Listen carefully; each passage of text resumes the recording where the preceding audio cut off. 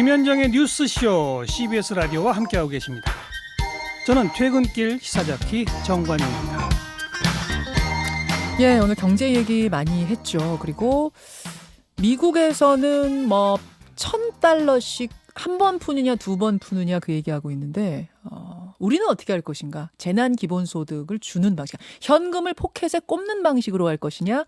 아니면 원래 내야 할 세금을 감면해 주는 방식으로 할 것이냐? 이걸 놓고 좀 저울질을 하고 있습니다. 여러분 의견 보내주십시오 했더니요. 신승희님. 남대문에서 옷장사 하는데 너무 심각합니다. 현금으로 그냥 바로 지급해 주셨으면 좋겠어요.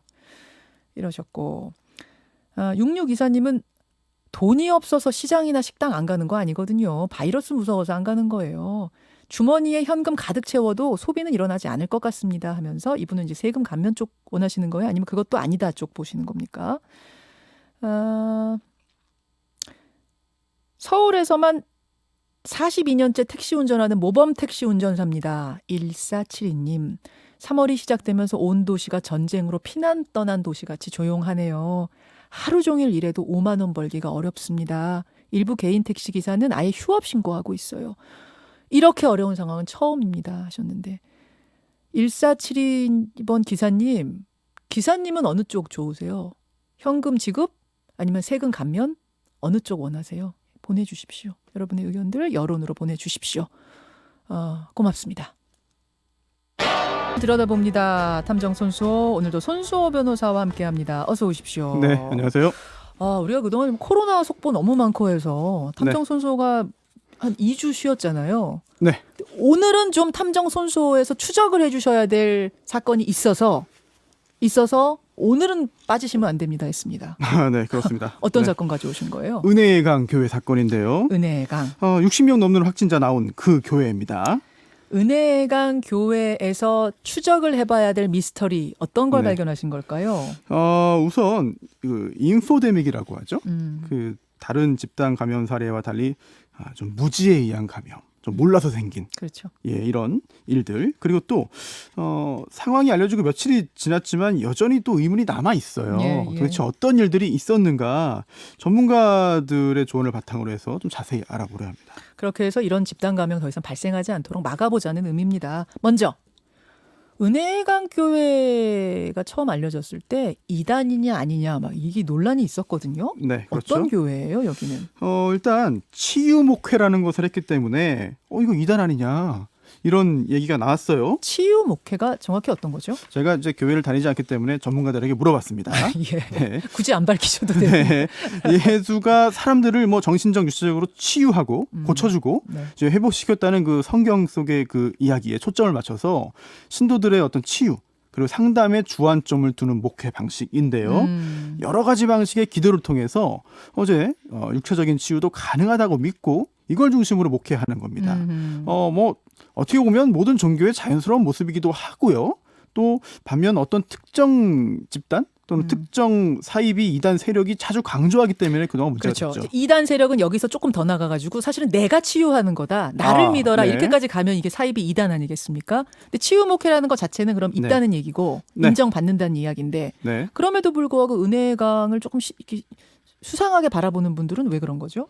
일단 이 교회에 김모 목사가 있습니다. 네. 네, 이 교회의 김모 목사가 안수기도로 10만 명을 치유했다.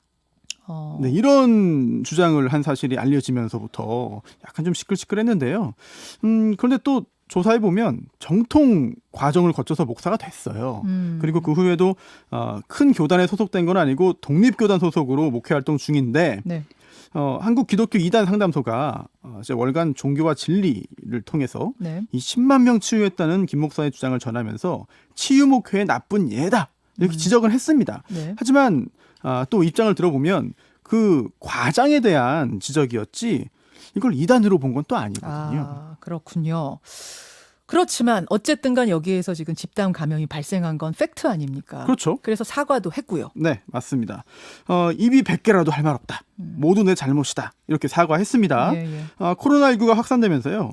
교회 예배를 포함한 모든 단체 행사 자제하라는 정부 요청이 있었잖아요. 맞습니다. 근데 또 많은 교회가 예배도 온라인으로 대체했습니다. 사실 온라인 예배는 여러분 예배 중단이 아니에요. 온라인 예배도 예배입니다. 다만 장소가 어디냐의 문제일 뿐이지 대부분의 또 많은 교회들이 온라인 예배 드리고 있거든요. 맞습니다. 예. 하지만 이 은혜의 강 교회는요. 현장 예배를 계속하다가 이런 일이 일어났기 때문에 비난을 받은 거죠. 영세한 교회들은 온라인 예배가 어렵습니다. 뭐 이런 이야기를 하기도 하는데 맞습니다. 사실, 예. 네, 사실 그 전국의 교회 중에요. 그 신도, 성도가 100명 이하인 작은 교회가 전체의 무려 70% 이상입니다. 맞아요. 또 이제 방송 시설이 아예 없거나 또는 이제 목사가 좀 이제 연로하기 때문에 온라인에 익숙하지 못한 경우도 있긴 해요. 그래서 당국이 그 현장 예배 시에 지침도 마련했습니다. 맞습니다. 마스크 착용해라, 2m 이상 거리둬라, 발열이나 기침 등 증상 확인하고 손소독제 비치하고 네. 예배 전후에 방역해라. 또 식사 제공도 안 되고 예. 참석자 명단 작성해라. 이런 것들을 지켜야 되는 건데 사실 작은 교회는 이거 좀 어렵습니다라고 항변할 수도 있습니다. 하지만 그렇게 어려운 것인가? 이것은 최소한의 방역 지침이거든요. 근데 사실 이 정도를 지킬 수 없다면 모여서 예배 드리는 것은 자제했어야죠. 그렇습니다. 온라인 예배 어렵다지만 사실 핸드폰 하나 있으면 하려면 할 수 있는 건데 뭐 아주 멋있게 하는 온라인 예배가 아니더라도 사실 이 부분에 대해서 많이들 지탄하는 겁니다. 맞습니다. 그리고 또 각 교단의 총회가 CBS 같은 기독교 이제 TV 시청으로 대체하라고 권고도 했어요. 맞아요. 네, 권고했는데 개별 교회들이 따르지 않는 경우가 있기 때문에 예. 여러 가지 비난이 일고 있는 것이고요. 그래요. 네. 게다가 이 교회는 집단 감염이 벌어진 그날 상황을 쭉 돌아보니 소금물 분무기를 입에다 분사했다는 거 아닙니까? 맞습니다. 그게 문제가 됐죠. 네. 이제 바이러스 전파를 막기 위해서 입안을 소독한다면서 이제 예배 참석자의 입 안에 분무기로 소금물을 뿌렸고요. 이게 오히려 감염을 확산시킨 거죠. 그렇죠. 뭐 성남시 그리고 방역 당국에 따르면요, 이 교회 담임 목사의 아내가 신도 135명에게 소금물을 분사했는데 이 분무기 한 번도 소독하지 않은 것이었습니다. 특히 이 목사 아내도 나중에 확진 판정을 받습니다. 네. 이건 분무기로 이제 다른 신도에게 주입한 것이나 다름없다는 지적도 있어요. 그렇죠. 분무기 분사구에 만약 이 확진자의 침 등이 묻거나 또 이제 이런 경우에 분무된 작은 소금물 입자가 침과 섞여서 예. 좁은 공간에 쉽게 퍼질 수 있기 때문이겠죠. 그렇죠. 참 이게 뭐 나쁜 뜻으로 이렇게 하지 아예 안 하겠습니다만 이게 뭐 일부러 옮기려고 이랬겠습니까? 당연히 바이러스에 이거 좋은 겁니다. 뭐든지 좀 해보자는 뜻으로 했겠지만 결과적으로는 무지가 부른 이거 재난 아닙니까? 맞습니다. 소금물은 바이러스 죽이지 못해요. 그냥 입만 상쾌하게 할 뿐이지. 네, 맞아요. 전문가들도 그렇게 말을 합니다. 특히 그 정도의 소금물 염도로는 뭐 바이러스 죽일 수 없다는 거죠. 소금물로 양치를 하거나 이제 네. 각을 하는 경우도 있죠. 그런데 이거는 입안에 세균을 죽여서 그럼요. 감기 등을 예방하기 위한 건데 네. 세균과 바이러스는 완전히 다른 겁니다. 완전히 달라요. 네, 그냥 뭐 다 병균이겠지 이렇게 생각하시면 안 되는 거예요. 그렇죠. 세균과 완전히 다른 이런 바이러스는 소금물로 없앨 수 없죠. 맞습니다. 알코올, 에탄올, 락스 같은 이런 소독제를 사용해야 합니다. 비누 사용하시고요. 자, 이렇게 해서 결국 60명이 넘는 확진자가 그 은혜의 강 교회에서 발생을 했고 지역사회 감염까지 벌어진 건데 근데 아직 의문이 남는 부분이 아까 있다고 하셨잖아요. 네, 그렇습니다. 어떤 미스터리를 말씀하시는 거예요? 몇 가지가 있는데요. 우선 첫 번째, 첫 확진 후 6일 지나서야 전수조사를 한 이유. 자, 이것은 아마 이제 은혜의 강 교회 자체에 묻는 것이 아니라 방역 당국 네. 혹은 지자체에 묻는 것 같습니다. 네. 첫 번째 확진자가 나왔는데 왜 이 교회에 대해서 바로 전수조사를 하지 않았는가? 첫 번째 확진자인 33세 남성이 확정 판정받은 게 3월 9일입니다. 예. 그 전날 90여 명과 함께 예배를 이제 받습니다. 예. 하지만 방역 당국은요, 이 남성의 밀접 접촉 신도 7명만 자가격리 조치를 했어요. 3월 9일이 월요일이었어요. 네. 월요일에 확진 판정 받았으면 그 전날 거 역학조사하잖아요. 근데 네. 교회가 나왔어요. 그럼 저는 아예 CCTV를 안 봤나 했더니 CCTV를 보긴 본 것 같아요. 왜냐하면 그 교회에서 같이 예배드린 신도 가운데 7명은 자가격리 시켰거든요.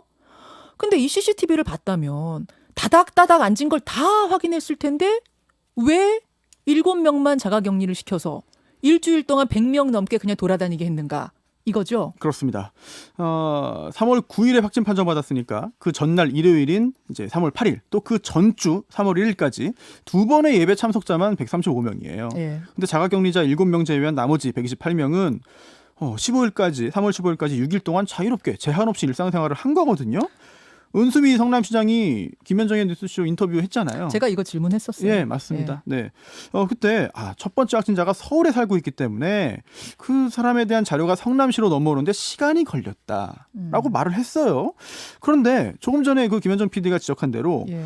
아니 그랬으면 아무런 자료가 없었어야 되는 건데 없었다는 얘기인데. 없었으면 7명 자가격리도 네. 안 됐겠죠. 그래서 7명은 어떻게 또 자가격리하고 그러니까요. 나머지 대부분은 그냥 놔뒀다는 점. 이게 명확히 설명이 안 되는 것 같습니다. 예.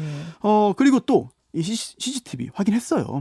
이 교회 안에 유아방에 있는 CCTV에서 확인된 밀접 접촉자 7명을 이제 자가격리 시킨 거거든요. 그렇다면 아니 유아방을 확인했다는 얘기는 교회 안에 있는 유아방의 CCTV를 봤다는 건데 그렇죠. 그러면 그 교회에서 예배를 보는 그 예배당 내에 그런 그 주된 공간들에 있던 사람들을 왜 생각하지 않았을까? 왜 아무 조치가 또는 없었는가? 생각하지 못했을까? 또는 혹시라도 알고도 그냥 놔둔 건 아닌가? 이런 지적을 할 수밖에 없는 것이고 굉장히 좀 이유가 궁금하고요. 이게 방역당국의 실수 가능성이 있기 때문이에요. 네. 오늘 이 말씀을 드리는 이유는 뭐 질타나 질책이 목적이 아닙니다. 네. 만약 그런 실수가 있었다면 인정하고 다시는 그런 실수를 하지 말아달라는 부탁인 거죠. 물론입니다. 자, 은혜의 강 교회 집단 감염 두 번째 남은 의무는 뭔가요? 예배 자제 요청을 받지 못했다. 이건 무슨 얘기입니까? 정부가 그동안 여러 차례 이 종교 집회 자제를 요청했습니다. 네. 촉구했죠. 이 교회가 위치한 경기도의 이재명 지사 역시 같은 당부를 했죠. 네. 하지만 이 교회에 직접 이야기한 곳은 없었다. 그래요? 네, 왜냐하면 이제 독립교단 소속입니다. 독자적으로 활동하는 교회예요. 그러다 보니 무슨 대한예수교 무슨 회 이런 데 소속이 아니라고요? 네, 결국 그렇다 보니 교단 차원의 권고를 받지 못한 것인데 경기도 기독교 총연합회가 소속 교회 목회자들에게 온라인 영상 예배 당부하는 단체 문자 메시지 보냈거든요. 예. 그런데 은혜강 교회는 이런 문자도 받지 못했다고 해요. 근데 아무리 이런 연락 못 받았다고 하기로서니 코로나19 상황을 모르는 건 아니었으니까 전 이거는 변명은 안 된다고 생각은 해요. 당연히 알았겠죠. 그리고 그렇죠. 또 몰랐다고 진짜 몰랐다고 하더라도 아니 국민들이 다 아는 걸 이 교회에서만 모른다면 그 자체도 문제 아니겠습니까? 그럼요. 여전히 남는 의문점 또 있습니까? 네, 세 번째. 교회가 신도들에게 보낸 문자 메시지. 은혜의 강 교회가 신도들에게 어떤 문자 메시지를 보냈는데요? 네, 3월 8일 예배를 앞두고요. 예. 신도들이 교회 측으로부터 문자 메시지 받았습니다. 어. 몸살이나 감기 기운 있는 신도들은 혹시 모르니까 아침 시간에 일찌감치 예배 나와라. 아니 지금 사실은 몸이 안 좋은 분들은 회사도 나오지 말라고 하고 있는 거 아닙니까? 그렇죠. 그렇죠. 네. 학교 나오지 말고 회사 나오지 말고 움직이지 마시오. 한 3일 동안은 그냥 집에서 지켜보세요라고 하고 있는 게 방침인데 여기는 몸이 아픈 사람들은 나와라. 아침 일찍 나와라. 네. 이거예요? 네. 이 교회에서는 그래도 예방 차원에서 좀 몸 안 좋은 사람과 괜찮은 사람을 그 분리하기 위한 목적이었다라고 해명을 하고 설명을 합니다. 하지만 보통 지금은 어디에서든 이런 비슷한 증상이 있고 의심 증상의 쟁세가 있으면 나오지 말아라, 오지 말아라, 1339 전화해라. 이게 상식이거든요. 그럼요. 네. 그럼요. 그런데 그 후에 첫 번째 확진자 발생 후에 교회의 대응도 좀 의아합니다. 어땠길래요? 첫 확진자 발생 사실이 교회에 통보된 게 3월 11일이었어요. 예. 근데 교회가 곧바로 교인에게 알려서 증상 확인하고 이렇게 연락하도록 하는 게 정상인데 이게 교인들에게 그 사실, 확진자 발생 사실을 알려준 게 그 다음 날이에요. 다음 날. 그리고 또 하나. 이 문제가 심각해졌거든요. 예. 16일에 예. 뭐 11일도 아니고 12일도 아닙니다. 16일에 교인들에게 이런 문자 메시지 보냅니다. 무슨 메시지요? 혹시라도 모르는 번호로 온 전화는 받지 말아라. 이게 뭐죠? 글쎄요. 그 이상의 설명은 없어요. 네, 지금 그런데 일단 문제가 생겼으니까 뭔가 문제를 좀 덮기 위한, 문제가 좀 더 퍼지도록 하지 않기 위한, 또는 뭐 취재에 응하지 않도록 하기 위한 여러 가지 의도가 있지 않나 그런 짐작됩니다. 이 문자 메시지 얘기가 나왔으니 말인데 이런 문자 메시지도 보도가 됐죠. 여기가 이제 치유 목회를 하는 곳이라고 하지 않았습니까? 치유 목회 자체는 이단은 아닙니다. 그런데 몸이 아프면 지금 나오지 말아야 되는데 신도들에게 나오지 말라고 얘기를 해야 되는데 일찍 나와라. 와서 안수기도 신청해라라는, 그러니까 안수기도 신청하고 받으라는 취지의 그런 문자를 또 보내는 것이 보도가 돼서 이 교회의 이 방역에 대한 마인드가 어땠는가, 정말 이 참사가 벌어질 수밖에 없는 상황 아니었는가, 이런 생각을 하게 하더라고요. 좀 잘못된 정보나 또는 부족하고 불완전한 정보로 인해서 이 교회가 좋은 목적으로 예배를 보고 이렇게 모이는 그럼요. 교회가 집단 감염에 노출되면은 안 되는 거거든요. 그럼요. 특히 그럼요. 규모가 큰 교회라면 혹시 좀 더 체계적이지 않았을까라는 생각할 수 있습니다만, 이렇게 뭔가 눈에 잘 띄지 않는 작은 규모의 교회가 오히려 더 취약할 수 있다는 생각도 들어요. 그리고 말씀드릴 것은 지금 거의 모든 교단에서 주일에 모이는 것에 대해 온라인 예배로 여러분 예배를 드리십시오라고 권고하고 있습니다. 그게 공식 입장이고 많은 교회들이 그것을 따르고 있습니다. 근데 이 일부 교회들이 어떤 사회의 한 구성원이라는 사실을 잊고 이렇게 이 전체적인 걸 따르지 않는다면 결국은 많은 사람들에게 피해를 주는 존재로 전락한다는 거, 이건 있어서는 안 되는 일 같습니다. 네, 종교의 자유 당연히 기본권이고 보장되어야 합니다. 또 구체적인 종교 활동의 자유도 당연히 보장됩니다. 예. 하지만 교회도 우리 사회 일원이고요. 또 교회는 교인들의 생명과 안전을 가장 중시해야죠. 그리고 이웃의 생명과 안전도. 당연합니다. 예, 여기까지 탐정 손수호, 오늘 은혜강 집단 감염 미스테리 풀어봤습니다. 수고하셨습니다. 네. 김현정의 뉴스쇼는 청취자 여러분의 참여로 이루어집니다. 트위터, 페이스북, 레인보우 게시판, 그리고 단문 50원, 장문 100원의 유료 문자 샵 1212, 우물정 1212 통해 참여하실 수 있습니다. 김현정의 뉴스쇼, 여러분과 함께 만듭니다.